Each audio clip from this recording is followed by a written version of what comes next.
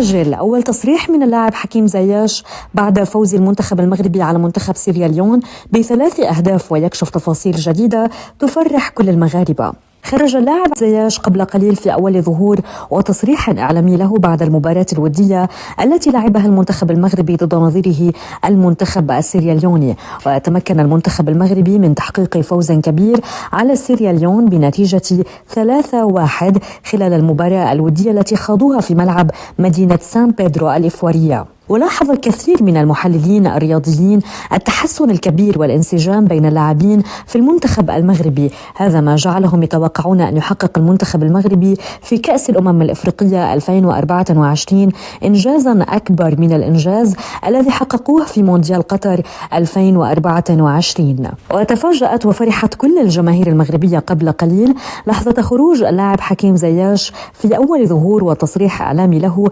بعد فوز المنتخب المغربي على منتخب السيراليون في مباراتهم الودية، حيث وحسب ما جاء في تصريحه فإنه قال: في الأول أشكر الجماهير المغربية على دعمهم الكبير لي ولباقي اللاعبين وللمنتخب بكل مكوناته سواء المدرب ومساعدي المدرب. وقال أيضا: لقد حققنا فوزا كبيرا على منتخب السيراليون ولاحظنا تحسن كبير في طريقة لعبنا وأدائنا وأصبحنا منسجمون أكثر ونحن مستعدون لكأس الأمم الإفريقية. سوف نقدم للجماهير المغربية الكثير من المفاجآت ونفرحهم كما أفرحناهم خلال مونديال قطر 2024، وهذا ما أفرح وأسعد كل الجماهير المغربية.